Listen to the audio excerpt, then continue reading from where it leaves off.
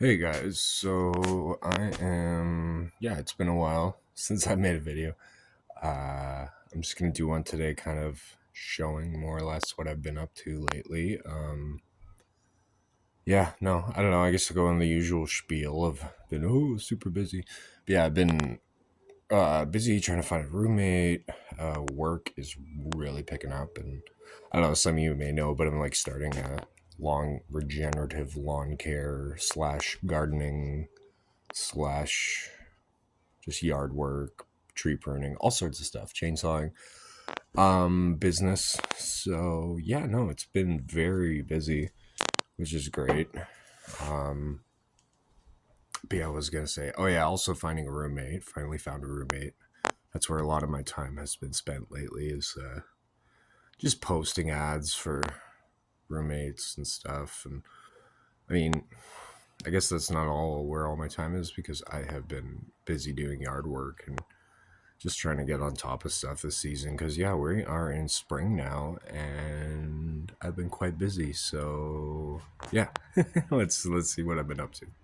Oh yeah, so I've been getting all my landscaping tools done up. I got some new landscaping tools. I'm trying to get metal everything so I don't break it, or aluminum, fiberglass, all that stuff.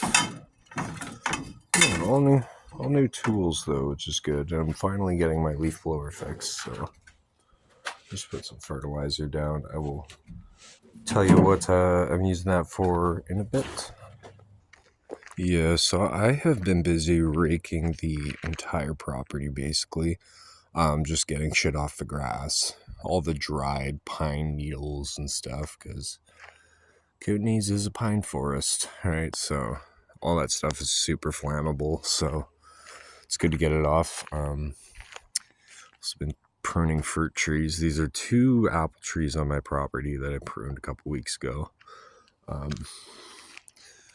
They're doing all right. I don't know. They had worms and diseases and stuff last year, so I guess I'll kind of explain it. I'm kind of doing this like principle with the plants and fruit trees where like I'm gonna try to improve their health like a ton by improving the soil quality and their nutrients and everything. And yeah, part of what I do with that, you might have seen this on one of my Snapchat stories, if some of you guys watch my Snapchat. I do a lot of like informative videos. Yeah, this will be informative video, but I'm not it's not an instructional video because I've just been finding I've been so busy lately. These instructional videos, they add so much time onto the tasks I'm doing, and I've just been having to do so many tasks I don't have time to do instructional videos. So right now, so these are kind of the updates, more or less. But basically, I dig a tree well for the fruit trees, and then I loosen the soil up, get the rocks out, get the big chunks of stuff out, and I, loosen it up a bit.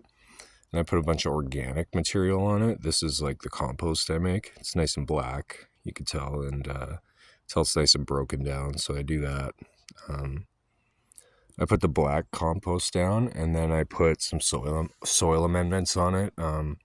Epsom salt and bone meal. And what those do is Epsom salt gives your soil essential minerals, like magnesium's the main one.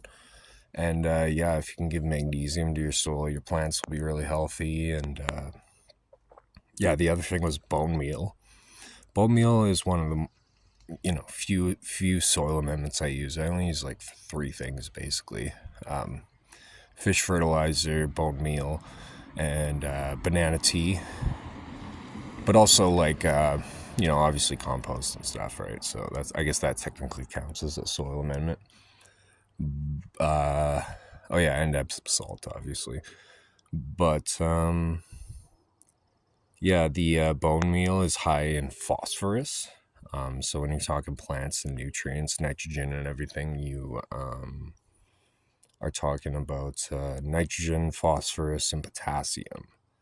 And phosphorus is one that's kind of harder to find in soils and composts on its own. So it is a good thing to amend into your soil once a year, basically. And what the phosphorus does is it helps the wood grow and the stems and everything. So me pruning this tree and then giving it phosphorus I think, is going to really help it out. But again, this tree had worms. Uh, I think it might have a disease. They're two trees, actually. They're two apple trees. But yeah, we'll see. See what happens this summer. But yeah, give everything a good rake, and burned I burned everything for like 7 days straight. So fire prevention 101. So if you follow my Snap story, you might have seen me do these guys last summer. Cherry trees. I mean, I pruned them a couple weeks ago, but I did the tree wells in the summertime. And yeah, I basically did the same thing I did over there, except I added hydrogen peroxide as well, because hydrogen peroxide can help the tree's immune system, strengthen the immune system, and help with diseases and everything. I don't think this tree was diseased. I just want to strengthen the trees as much as I can. And pruning them is one way you can do that too. It kind of makes them more resilient here, kind of when it's still a little bit cold. But yeah, I basically did the same thing I did there with the other one, except I put rough mulch on top. And I'm going to do that to the other trees too, but this, it seals the moisture in. I just watered the hell out of it. And then after I did everything to it, same thing as the other tree, what I described. And yeah, then I put rough mulch on it, and it seals the moisture in, seals all the microorganisms and the worms and everything. And yeah, I just felt it, and it's nice in there. Good soil still. So yeah, this is the plum tree, Italian plum tree. I pruned up nice and good. Dug a tree well for it. Did the same thing as the other one, except I haven't put the rough mulch on it yet. Speaking of rough mulch, I got compost piles. This stuff is pretty much mostly decomposed on the inside. I just stir it up once in a while and let it get rained on, and continues to break down. I've been going through soil like crazy, so it's very handy to have if you got like a big property like this. Oh yeah, as well, I'm just, all the raking, grass is starting to grow, so it should be nice and lush here soon. So this is the fourth, or I guess fifth fruit tree on the property, and it is the cherry tree that I did some magic last summer, like I did with the other cherry tree. But this one's actually like got a disease of some sort, so we will see what happens to it.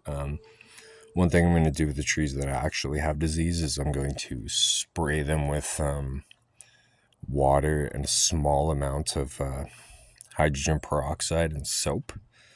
And once it starts budding, I'm going to do that, and that can kind of help prevent diseases as well, because I put hydrogen peroxide and water in the root system here, so it's already got that internally. If you could put it on the buds and everything, then I guess the hope is that you can prevent the disease from screwing it up. But yeah, it's all basically, my tree method is all about my methods in general are all just about soil health, because soil health equates to plant health, and soil health is like the opposite of what humans do, because humans have typically destroyed, well, not typically, but we have destroyed like most of the world's topsoil just from tilling and giving it herbicides and pesticides and synthetic hormonal fertilizers. And yeah, no, it's really bad. There's all these places where they do traditional agriculture. There's no worms in the soil. There's no microorganisms. They just give all that shit through chemicals, right? So, well, they can't even give microorganisms and chemicals. They just give fertilizers, right? But I guess the whole I'm going to go into a couple spiels here, because if you're not super informed on regenerative agriculture, you might kind of be unsure about what I'm talking about. But basically, hang on a sec. But yeah, basically, the entire like agricultural methods that humans have used for at least 100 years, I would say, have been all wrong. Like we've been killing the soil, we've been destroying the environment, destroying the water. Like it's all super bad. So I guess yeah, I haven't really done a video where I kind of go into a big spiel about regenerative farming. Some of you may have heard of regenerative farming on Joe Rogan. I kind of like really learned about it from a friend of mine who I used to work with, who was like a soil expert. Shout out Logan. Hopefully you're watching this. But yeah, no, he kind of told me like, yeah, humans have destroyed, and this is all facts, right? Like humans have destroyed the world's topsoil, and not only that, we've destroyed all the nutrients in all of the soil that we till up and do all of our traditional agriculture. So that's the reason. A lot of people don't know this actually, but um, our grandparents' fruits and vegetables were like 5 to 10 times more nutritious than what we're getting because we just constantly till the soil, kill all the microorganisms, kill all the worms, give it herbicides, pesticides, kill everything basically. Um, and the only reason we do that is for profit. Like people make excuses. I've heard people try and make their arguments like, "Oh yeah, no, it's scientific." Ooh. No, it's more just to make. I mean, there's science to it, but science can be utilized in evil ways, and one of those ways is to make corporations more money, right? And that's what the agricultural sector has done in the U.S. because these. I mean, I can go into a huge spiel, but um, all these publicly traded companies, they have a financial obligation to grow constantly without, at basically at any cost. Like there's not that much regulations there, and that spills over to Canada too, right? Like what gets normalized there, a lot of times gets normalized here, so it does matter what they do. And yeah, what else? Yeah, so humans have fucked up the environment. We fucked up all the soil. All the water's polluted with microplastics and herbicides and pesticides and pharmaceuticals and like it's really bad. So like the whole let me go into so that's the bad. Let me go into the good is basically yeah, there's a new farming method coming out that is yeah, but it's just going back to how things were like 100 years ago and before that for thousands of years is yeah just regenerating the soil with organic matter. It's very simple. Like um yeah, and basically you're gonna end up with vegetables that are actually nutritious, like very nutritious, not like the stuff you get at the grocery store. So with that, I think everyone should be doing it, and it's also a way that you can get the soil. If you want to talk about like environmental stuff too, I think like I read a statistic, and I think if I recall correctly, it was 40% of carbon emissions in the world are released by constant soil tillage, because soil is supposed to store, um, carbon, right? It breathes in carbon. That's what regenerative soil does. That's what soil in the forest does, in the meadows and everything natural. It all absorbs carbon, right? And then stores it in the ground. I don't even call it store because the ground builds itself up as time goes on from this organic matter that and carbon that it's absorbing. So with that, yeah, no, we've been screwing things up pretty bad, and there's basically you can have your gardens do the opposite, and then also have more higher vitamin and nutrient content. Would be doing it regeneratively, and that's what I've been trying to do for the past like 3 years.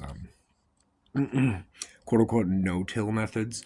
Um, I guess I'll kind of go into it a bit. Is I don't I don't do like no-till, but I'm very like minimal till.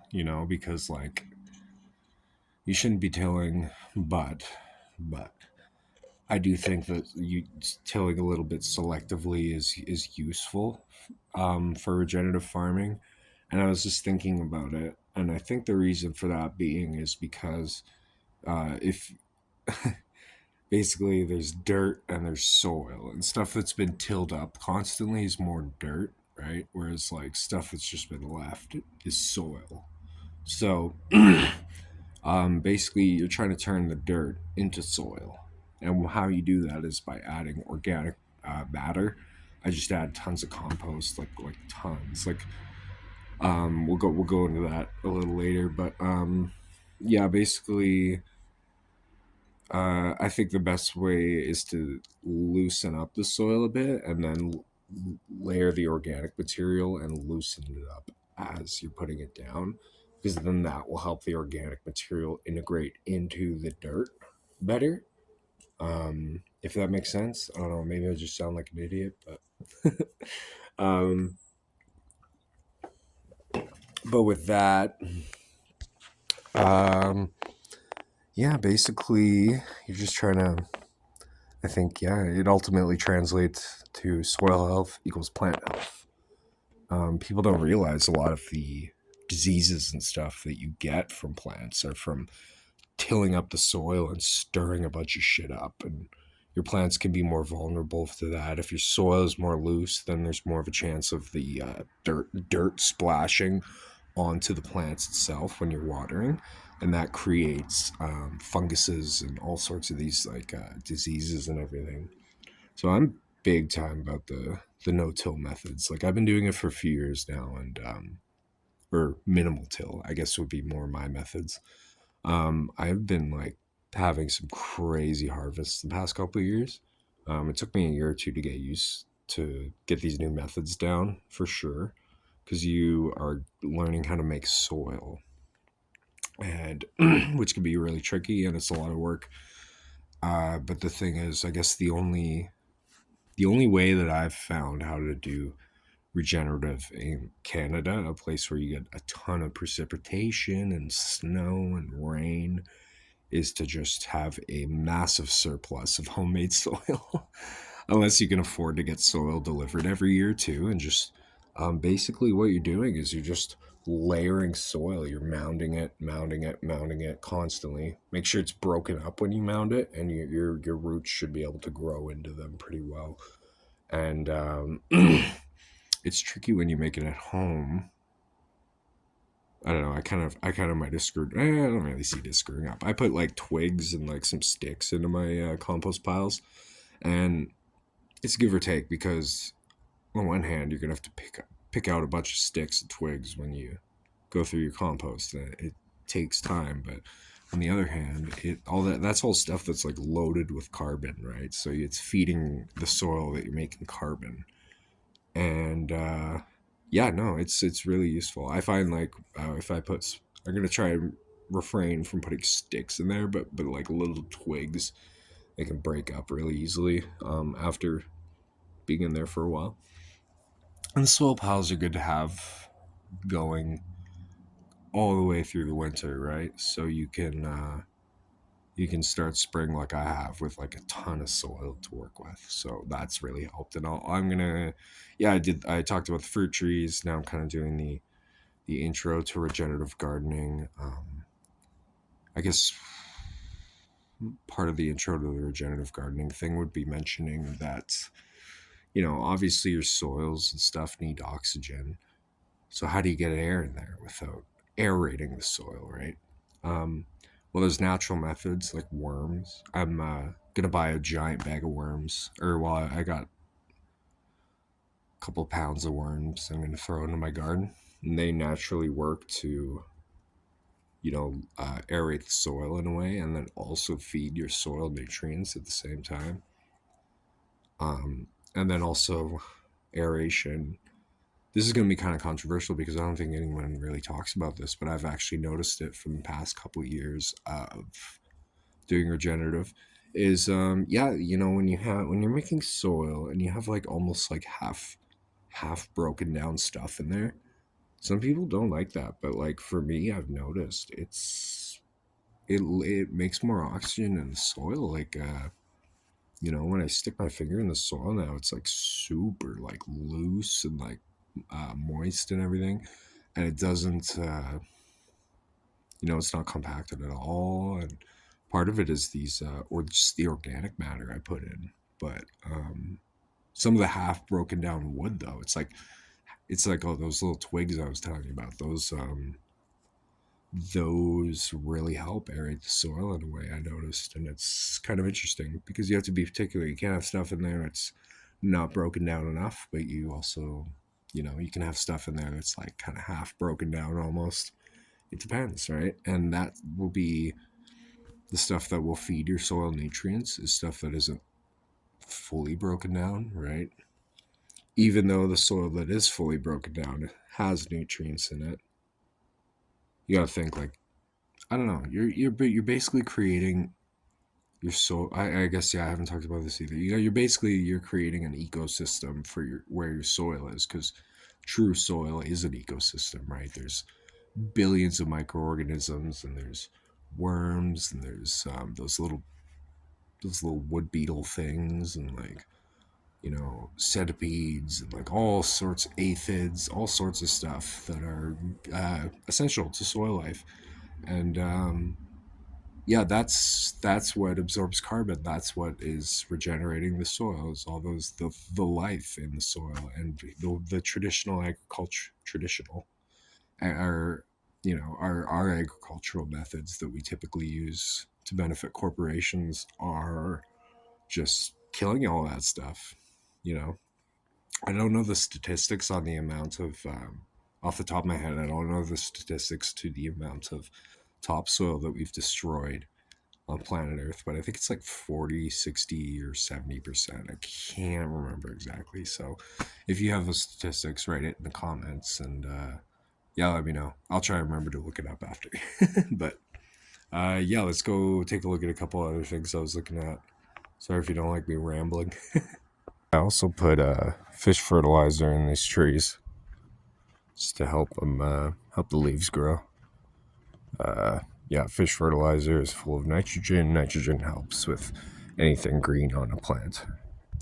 So here is the big garden bed. Doesn't seem like much going on, but I don't know. I guess I'll have to give you an intro because I do kind of the regenerative style of gardening. So this is my scarecrow, Bernie Sanders. And yeah, he's been working pretty good. Usually I have worms and stuff in my garden. Tons of worms. And then the problem with that is robins come, and robins will dig up your freaking worms and try and get in there. They somehow know that they're in there. I guess I'll give a little intro on what the fuck this is. This is some logs that I chopped up for a job. And I chopped them up and put them under a tarp from the rain just to, try and keep them dry because I was going to use them for firewood. But yeah, it turns out they're full of mycelium of some type. And I can't remember the name exactly, but I follow a page on Facebook called Kootenai Mushroom Forum. And they will tell, it's mycologists on there who will tell you what mushrooms are. And they said it's called velvet something. I'll have to look it up again, but they are edible. So I got my own little like mushroom farm here. I think I'm going to cover them with a tarp again because that's when that stuff was growing the best. It's been pretty warm, so I think I should cover them up again, let them get moist. Maybe water them would be a good idea, but yeah, I got a little accidental mushroom farm here, which is cool. Yeah, so basically it's just the mound method. I got berry bushes and mints and stuff there, and strawberries and stuff. Some starters I tried last year that hopefully will start. But yeah, I keep a tarp over the bed when they aren't planted, just to prevent water and snow and stuff from weighing out the soil down. I guess one of the big principles from regenerative gardening is to not ever, or just rarely, till the soil, almost never, preferably never. But don't step on it. Don't do everything you can to have it not get weighed down. And one of those methods is with a tarp, right? So I do that. It also protects from the robins from digging it up. So that's cool. But yeah, all this white stuff is volcanic ash perlite that were in a lot of these pots that I have, the soil in the pots. So I split the soil in the pots of the perlite in them with my compost, basically. So last year when I moved into this place, I got 2 yards of horse manure and I put it down here, and then I put all my mulch around, just kind of a walking path, and it prevents weeds as well. So that's where mulch can be very useful. It's very coarse mulch. No, it's almost not mulch, just bark bits. But yeah, no, 2 yards of horse manure, which I had to break up a lot of, like after I put it down and lay it out. Part of what I do is like make sure it's super level, because one of the benefits to regenerative gardening is you don't have to water ever. And I mean that. I had a buddy who never watered his garden.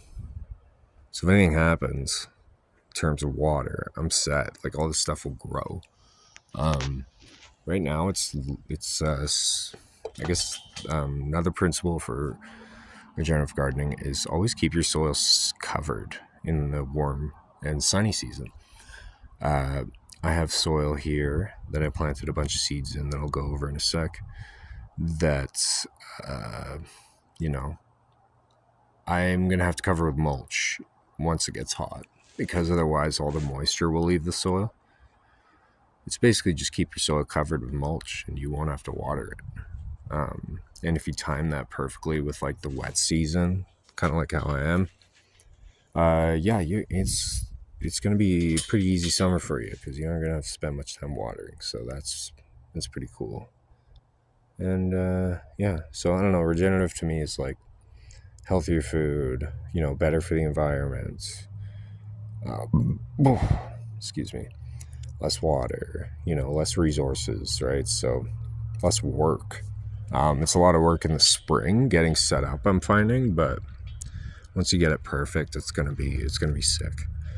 But I don't know. I basically planted cosmos, arugula, chives, radishes, parsnips, forget-me-not, green beans, beets, nasturtium, and garlic chives. And these are all cool weather stuff that will all start popping right away. I did this in the past week, so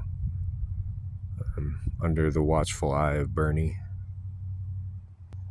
Oh, yeah, I guess one thing about the regenerative I'll mention too, real quick, is promotion of mycelium. I didn't mention mycelium. Mycelium is fungus, obviously, and fungus is one of the most essential things in soil health, and in turn plant health, because scientists are finding out that mycelium can help feed nutrients to plants and helps keeps plants alive, which is crazy. So that's just fungus that grows in the ground. It's everywhere. It's literally everywhere. One of the ways you can promote funguses in the ground is putting, like bark mulch and wood chips down. So if I can put wood chips around this entire thing as my path, not only does it prevent weeds, it promotes mycelium growth in the ground, which is good for the soil and good for your plants. Greenhouse isn't set up yet, but that's almost time. I have some garlic here. It's a little yellow. I'm gonna have to see what's up with that. But this is my fall garlic. I planted the full moon in October, and it should be ready in the next month or two. I think I'm gonna give it some nitrogen, see what happens. But yeah, it's a little yellow. Apparently that's too much water or too much carbon. I'm not sure which one yet, but I had to put this fencing stuff over it because the deer were taking chomps of it, even though they don't like garlic. They'll still try it because they're idiots. So, this is where my carrot seeds are. They're actually popping right now. You can't see them in the video, but yeah, carrot seeds popping. I use this greenhouse plastic to cover it when it's sunny, so the soil doesn't dry up. Again, it's keeping your soil covered, basically, when it's sunny and hot. Otherwise, you lose all your moisture. You'll spend time watering. So, part of the way I do that is tarps, greenhouse plastic, or mulch. So yeah, carrots, those are popping. Leeks and asparagus. I don't think are popping yet. This is my salad greens. There's like 4 different types of lettuces in here, and yeah, they're popping too. Spinach. This is all spinach, and it's popping. Starting to get some parsley pop over there. There's cilantro, not popping yet, and peas, nothing yet. And a lot of this stuff is popping too. I use these like seedling domes, which are super useful. Again, put them on when it's sunny, have them off when it's rainy and cloudy and, whatever. Let the soil breathe a bit. So, with that, yeah, I think I have cabbages, catnip, rosemary, Brussels sprouts, kale, Swiss chard, mint, yeah, a bunch of other stuff. So, yeah, no, got lots of stuff going. Oh yeah, if you haven't seen my yard, I had to rake the entire thing. It was about 1.5 acres of raking. Normally use my leaf blower, but it is out of commission right now. Oh, there's another one of my compost piles. I had a couple in here, but I used them up mostly, so it's good. Else? Yeah, tons of raking, and then there was about 7 days of burning, so I'm sure my neighbors love me for doing all that burning, although it's essential. It's essential here to prevent forest fires. My property is, or not my property, my landlord's property that I'm tending to is, pretty much fire resistant, pretty damn fire resistant, I'll say that. He wants to go outside. Jinx, can you wait? Take you out later. Yeah, I guess I'll show these one little things. I've actually started my summer stuff, or some of my summer stuff. Oh, don't mind Django in the background. But yeah, cucumbers, bell peppers, thyme. Doesn't have to be started indoors, but just ended up working out that way. But yeah, all my tomatoes and all my peppers basically, and cucumbers as well for pickles. I don't know. I might have started a little early because they're popping, and I'm like, yeah, this is my summer stuff, and it's kind of cold out. I'm like, well, I'm gonna set up the greenhouse in the next few days, so I'm hoping I can just move them in there, try and keep them warmer. Changy. And then I guess we'll peep this a little bit. It's my room. Very dark right now because I'm germinating wheat seeds. And yeah, they have to be in the dark. They need oxygen and they need water. So wet paper towels on a ceramic plate after they've been soaked for like 14 hours and in water. And hoping, get lots of weed seeds this year. Got all sorts of stuff growing, Northern Lights and Hawaiian Fire and some indicas, and yeah, I don't know. We'll see, because I fucked up a lot in the past with these weed seeds, but I'm following the instructions super directly now, which I would always recommend. Don't deviate from the instructions. Don't be dumb like me.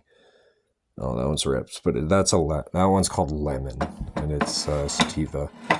So yeah, growing CBD strain as well, and we'll see what happens. Hey guys, hope you liked the video. Yeah, that's just, I guess, the the April update for my garden. I've been going for a couple weeks now, so I'll just show you guys what I'm up to. But if you enjoyed the video, I don't know, maybe it was kind of boring with my ranting, but I think all this stuff is interesting, and it's very useful information as well if you choose to use it.